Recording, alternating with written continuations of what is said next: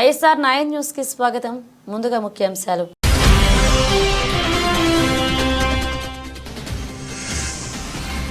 బడ్జెట్లో తెలంగాణకు కేటాయింపులు జరిగాయి. కీలక విషయాలు వెల్లడించిన కేంద్ర మంత్రి.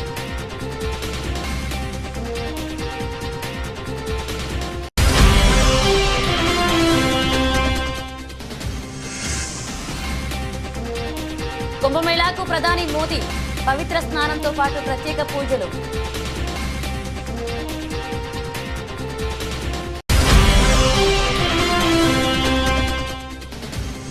విద్యా వ్యవస్థపై ప్రధాని మోదీ సంచలన వ్యాఖ్యలు. పోలింగ్ ముందు ఆమ్ ఆద్మీ పార్టీపై బాంబు పేల్చిన ప్రధాని Modi.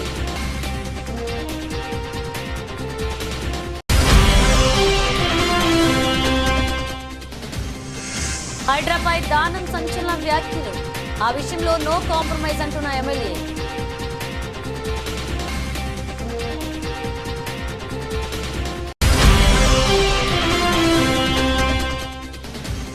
Trump Modi big meeting కు రంగం సిద్ధం. ప్రధాని అమెరికా టూర్ షెడ్యూల్స్ ఫిక్స్ చేసిన అధికారులు.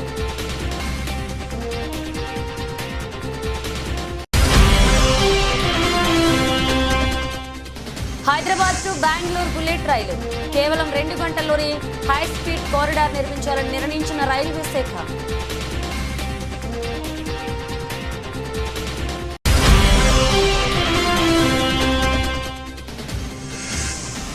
బ్యాటింగే చేస్తానంటే సరిపోదు, అభిషేక్ కు హర్భజన్ వార్నింగ్.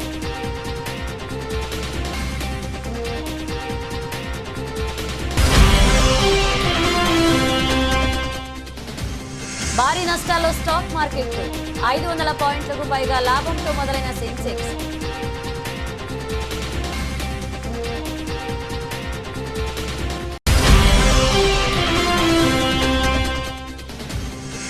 అందనంత ఎత్తుకు పసిడి. తెలుగు రాష్ట్రాల్లో 84,000 దాటేసిన బంగారం.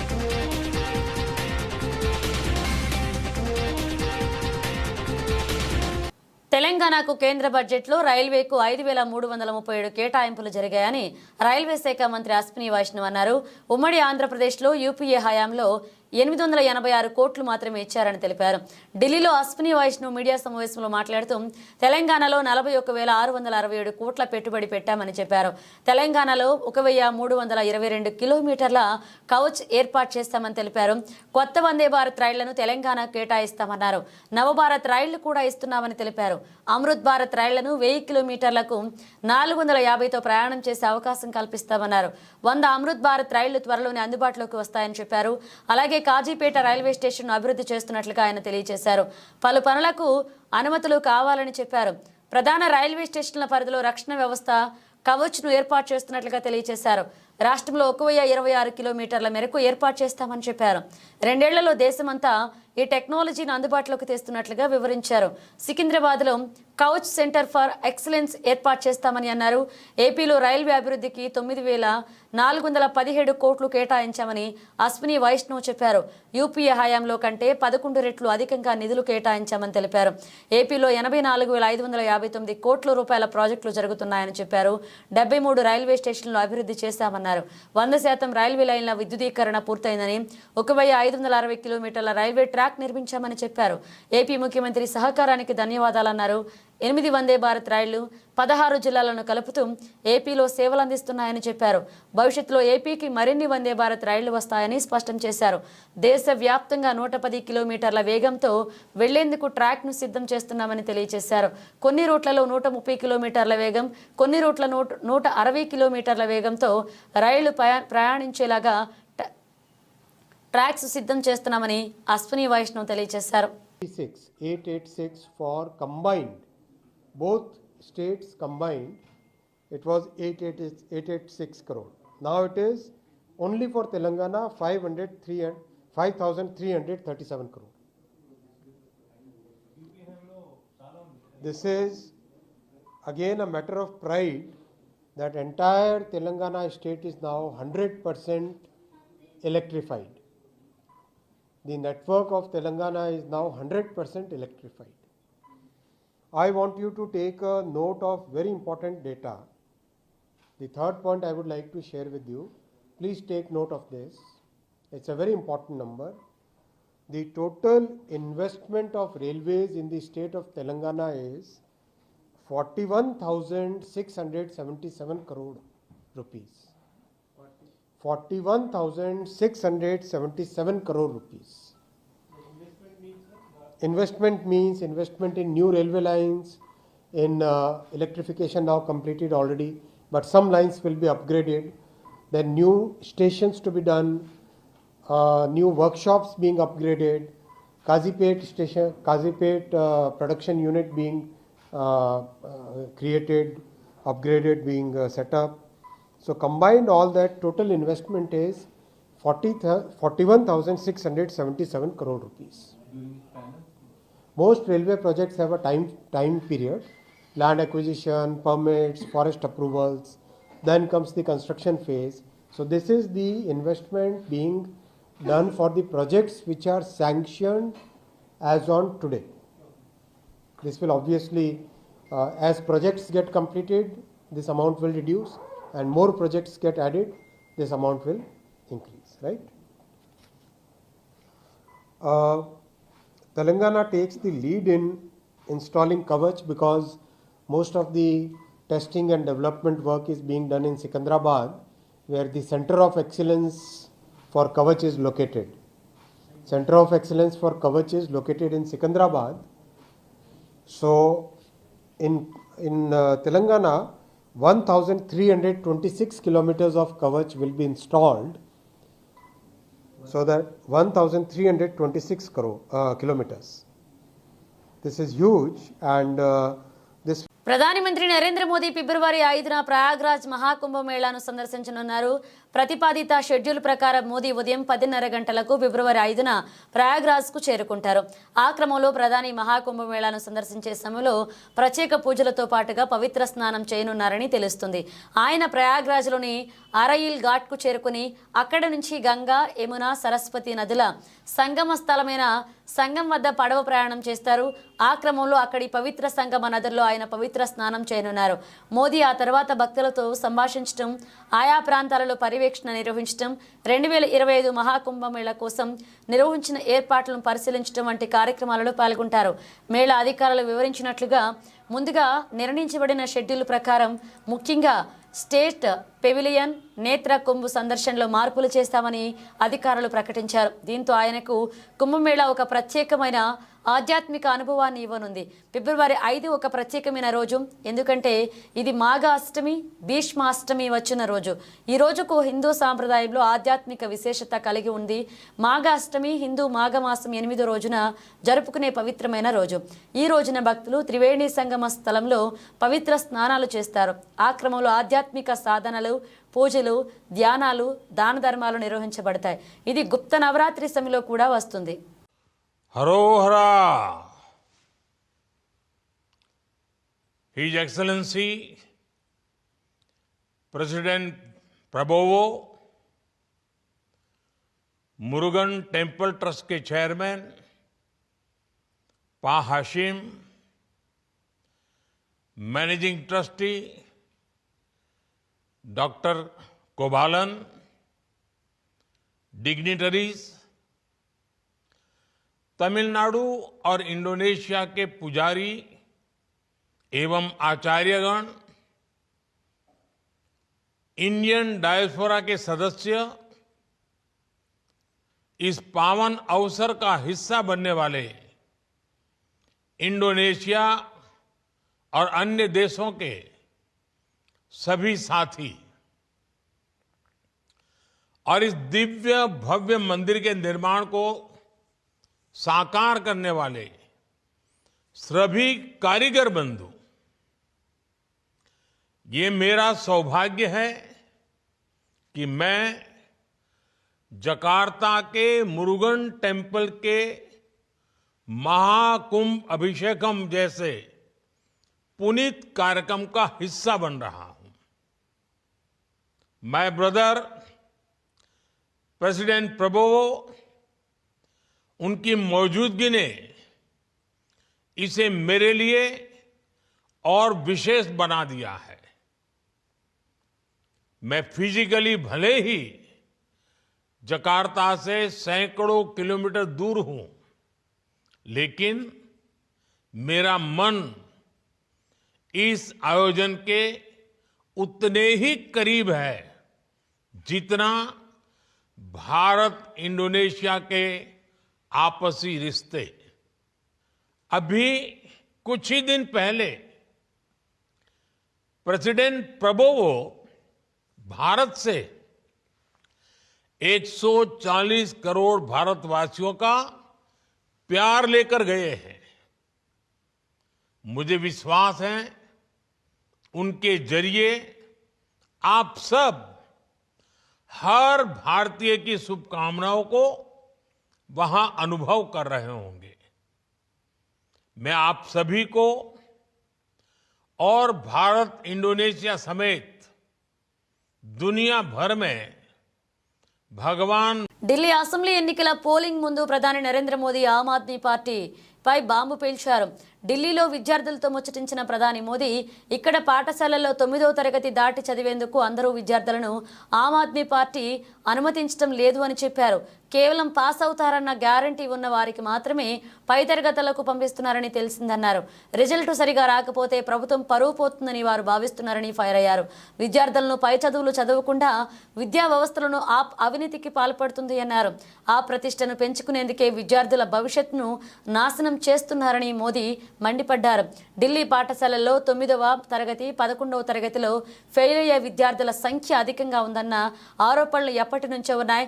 9వ తరగతిలో ఏటా 1,00,000 మందికి పైగా ఫెయిల్ అవుతున్నారని విద్యాశాఖ లెక్కలు చెబుతున్నట్లుగా సమాచారం. ఈ నేపథ్యంలో ఢిల్లీ విద్యా వ్యవస్థపై ప్రధాని మోదీ వ్యాఖ్యలు సంచలనంగా మారాయి.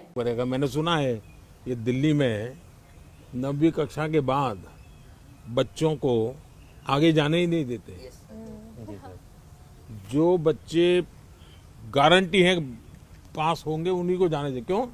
क्योंकि उनका रिजल्ट खराब हो जाएगा तो मेरी सरकार की इज्जत खराब हो जाएगी, इसलिए बड़ा बेईमानी का काम होता है। ఖైరతాబాద్ ఎమ్మెల్యే దానం నాగేందర్ సంచలన వ్యాఖ్యలు చేశారు. హైడ్రా విషయంలో వెనక్కి తగ్గేది లేదన్నారు. పేదల ఇళ్లు కూల్చుతామంటే ఊరుకోనన్నారు. తనకు ఎలాంటి నోటీసులు రాలేదని చెప్పారు ఆయన. అధికారుల విషయంలో కాంప్రమైజ్ అవ్వనని దానం తేల్చి చెప్పారు. వైఎస్ హయాంలో కూడా తాను కాంప్రమైజ్ అవ్వలేదన్నారు.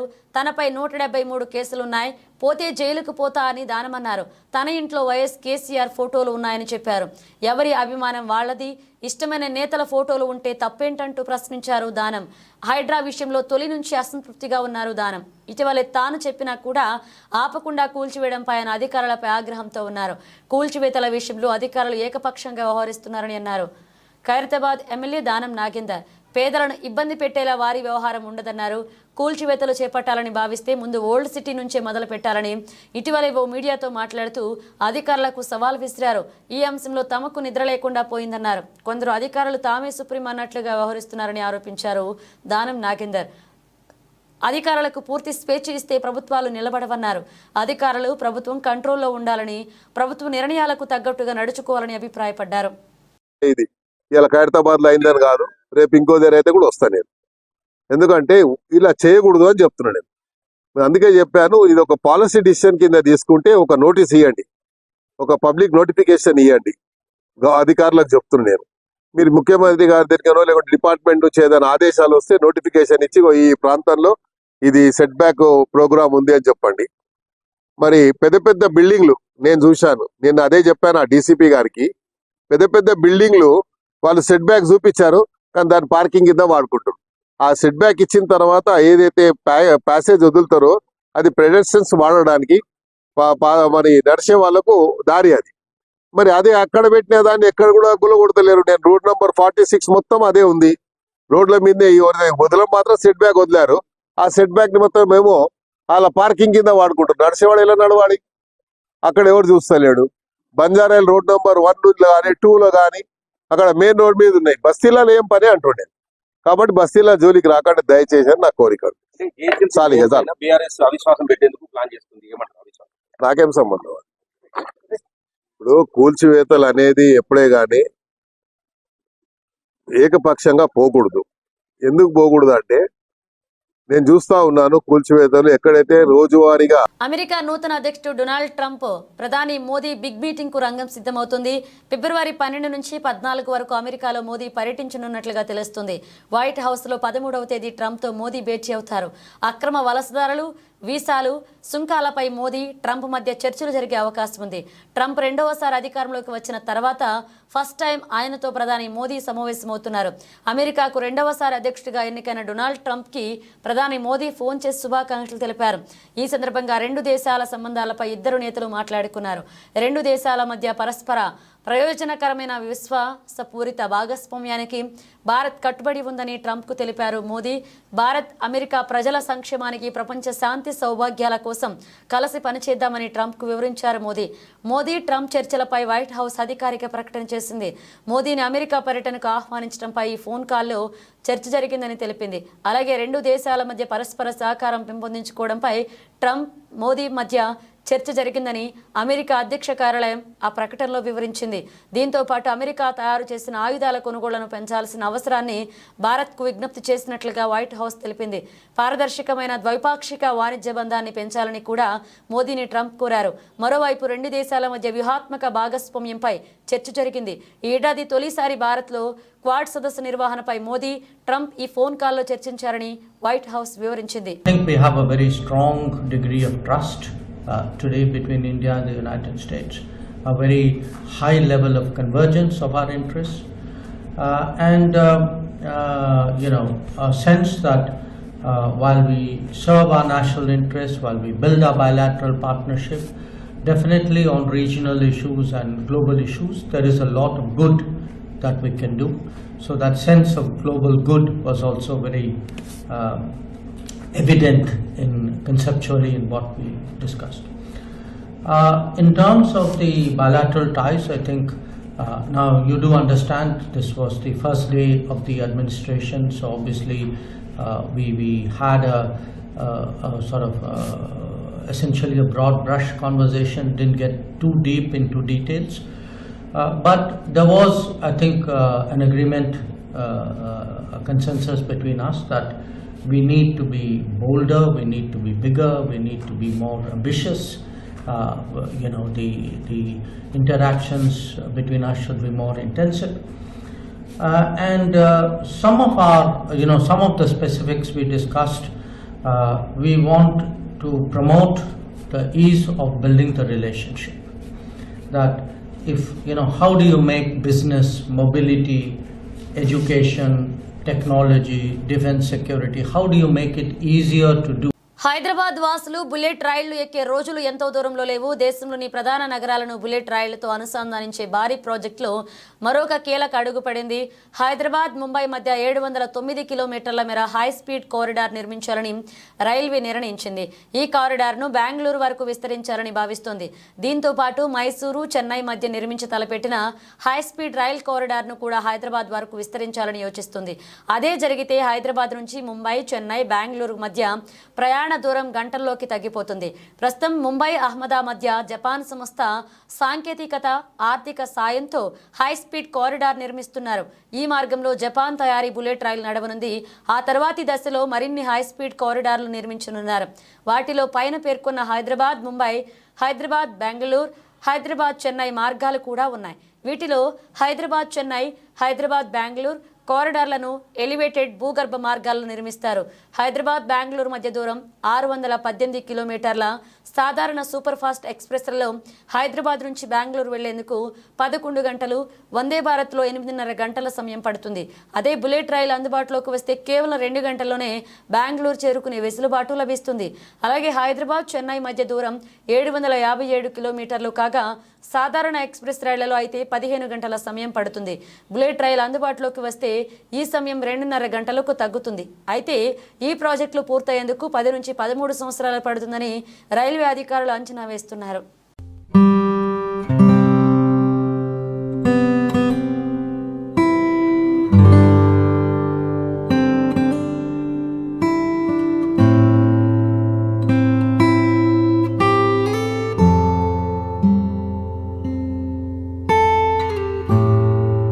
భారత young opener Abhishek Sharma super సెంచరీతో ఓవర్ నైట్ హీరో అయిపోయాడు.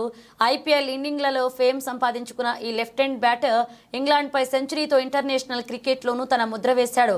అతడి నాక్పై దిగ్గజ స్పిన్నర్ హర్భజన్ సింగ్ స్పందించాడు. ప్రతి బ్యాటర్ కెరీర్లో చెప్పుకోదగ్గ నాక్స్ కొన్ని ఉంటాయి. కెరీర్ ముగిశాక వెనక్కి తిరిగి చూసుకుంటే అవే గుర్తుకు వస్తాయి. అయితే అలాంటి ఇన్నింగ్స్ అంత ఈజీగా రావు. కొన్నేళ్ల పాటు ఆడుతూ పోతేనే ఇది సాధ్యం. అయితే కొందరు చిచ్చర పిడుగులు మాత్రం కెరీర్ స్టార్టింగ్లోనే మెమరబుల్ నాక్స్ ఆడి ఆశ్చర్యపరుస్తుంటారు.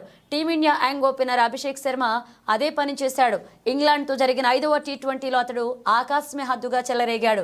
54 బంతుల్లో 135 పరుగుల ఇన్నింగ్స్తో విధ్వంసం సృష్టించాడు. 7 4లు 13 6లతో ప్రత్యర్థి బౌలర్లను ఊతకోచ కోశాడు. అలాంటోడిపై దిగ్గజ స్పిన్నర్ హర్భజన్ సీరియస్ అయ్యాడు. ఇంగ్లాండ్తో టీ20లో బ్యాటింగ్లో సెంచరీతో వీరవిహారం చేసిన అభిషేక్ శర్మ బౌలింగ్లోనూ సత్తా చాటాడు. ఒక ఓవర్ వేసి 3 పరుగులిచ్చి 2 కీలక వికెట్లు పడగొట్టాడు. అప్పుడప్పుడు బౌలింగ్ చేసే ఈ లెగ్ స్పిన్నర్ బ్రేక్ త్రూలు అందిస్తూ తనలోని స్పిన్ నైపుణ్యాన్ని బయటపెడుతూ వస్తున్నాడు. అయితే ఇదే అంశంపై హర్భజన్ సీరియస్ అయ్యాడు. అభిషేక్ బ్యాటింగ్ మీద దృష్టి పెడుతున్నాడు అని, మరి బౌలింగ్ ఎవరు చేస్తారని ప్రశ్నించాడు బజ్జీ. అతడితో మంచి లెగ్ స్పిన్నర్ దాగి ఉన్నాడని, బౌలింగ్ స్కిల్స్ను మెరుగుపరుచుకుంటూ అంటూ అభిషేక్కు అతడి వార్నింగ్ ఇచ్చాడు. ఈ విషయంలో గతంలోనూ పలుమార్లు సూచనలు చేసినా అతడు పట్టించుకోలేదు అని సీరియస్ అయ్యాడు బజ్జీ. అంతర్జాతీయ మార్కెట్లలో బలహీన సంకేతాలు ఉన్నప్పటికీ కనిష్టాల వద్ద మదుపర్ల కొనుగోళ్లు సాగిస్తుండటంతో మంగళవారం ఉదయం దేశీయ సూచీలు లాభాల బాటలో సాగుతున్నాయి. ఈ వారంలో 5, 6 తేదీల్లో ఆర్బీఐ ద్రవ్య పరపతి మీటింగ్ జరగనుంది. కీలక వడ్డీ రేట్లకు 0.25% తగ్గించవచ్చని మార్కెట్ నిపుణులు అంచనా వేస్తుండడం కూడా మార్కెట్ సెంటిమెంట్ను బలపరుస్తుంది. దీంతో సెన్సెక్స్, నిఫ్టీ లాభాలతో మొదలయ్యాయి. సోమవారం ముగింపు 77,186తో పోల్చుకుంటే మంగళవారం ఉదయం 500 పాయింట్లకు పైగా లాభంతో మొదలైన సెన్సెక్స్ ఆ తర్వాత మరింత లాభాల్లోకి దూసుకువెళ్లింది. ఒక దశలో దాదాపు 750 పాయింట్లకు పైగా లాభపడి 77,951 వద్ద గరిష్టానికి చేరుకుంది. ప్రస్తుతం ఉదయం 10 గంటలకు సమయంలో 692 పాయింట్ల లాభంతో 76,878 వద్ద కొనసాగుతుంది. మరోవైపు నిఫ్టీ కూడా సెన్సెక్స్ బాటలోనే కదులుతుంది. ప్రస్తుతం 204 పాయింట్ల లాభపడి 23,565 వద్ద కొనసాగుతుంది. HDFC bank, Infosys, ICICI bank తదితర హెవీ వెయిట్ షేర్లలో కొనుగోళ్ల సూచీలను లాభాల వైపు నడిపిస్తున్నాయి. సెన్సెక్స్లో Motherson, Sona, BLW, ABB India, bank of India షేర్లు లాభాల్లో ఉన్నాయి. ట్రెడ్, అలాగే Tata chemicals, Berger paints, United Breweries షేర్లు భారీ నష్టాల్లో ఉన్నాయి. నిఫ్టీ మిడ్ క్యాప్ ఇండెక్స్ 898 పాయింట్ల లాభంతో కొనసాగుతుంది. బ్యాంక్ నిఫ్టీ 743 పాయింట్ల లాభంతో ఉంది. డాలర్తో పోల్చుకుంటే రూపాయి మారకం విలువ ప్రస్తుతానికి 87.02గా ఉంది.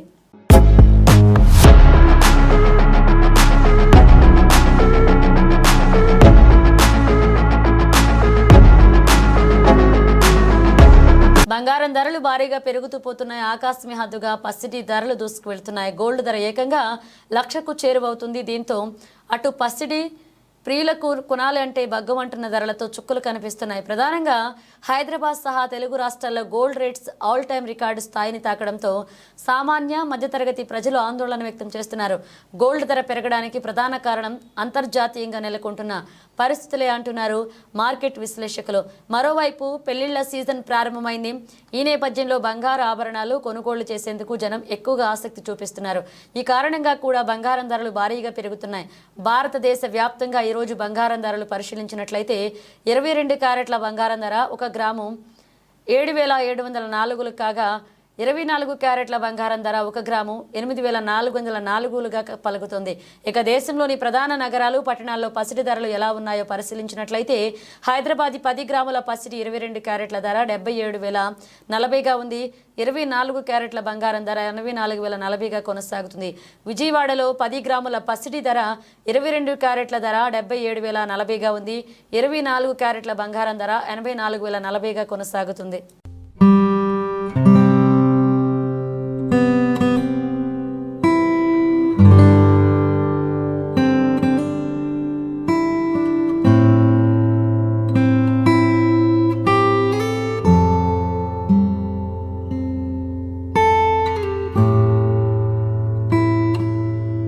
బులెటిన్ ముగించే ముందు హెడ్లైన్స్ మరోసారి.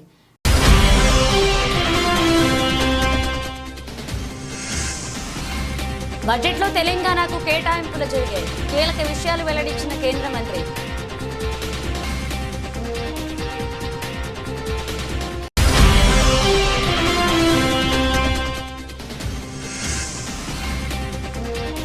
కుంభమేళాకు ప్రధాని మోదీ పవిత్ర స్నానంతో పాటు ప్రత్యేక పూజలు.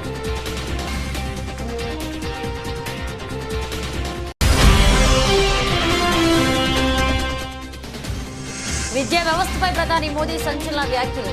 పోలింగ్ కు ముందు ఆమ్ ఆద్మీ పార్టీపై బాంబు పేల్చిన ప్రధాని Modi.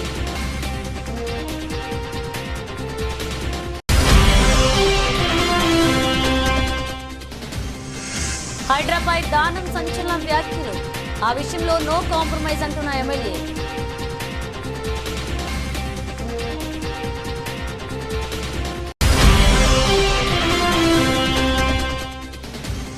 Trump Modi big meeting కు రంగం సిద్ధం. ప్రధాని అమెరికా టూర్ షెడ్యూల్స్ ఫిక్స్ చేసిన అధికారులు.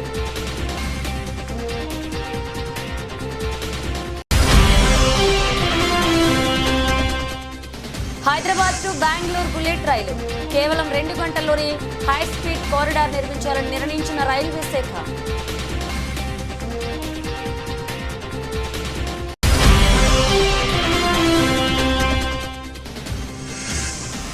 బ్యాటింగే చేస్తానంటే సరిపోదు, అభిషేక్ కు హర్భజన్ వార్నింగ్.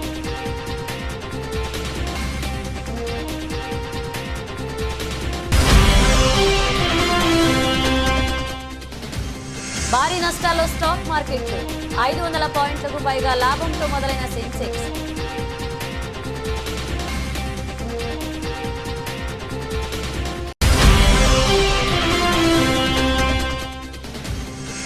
అందనంత ఎత్తుకు పసిడి. తెలుగు రాష్ట్రాల్లో 84,000 దాటేసిన బంగారం.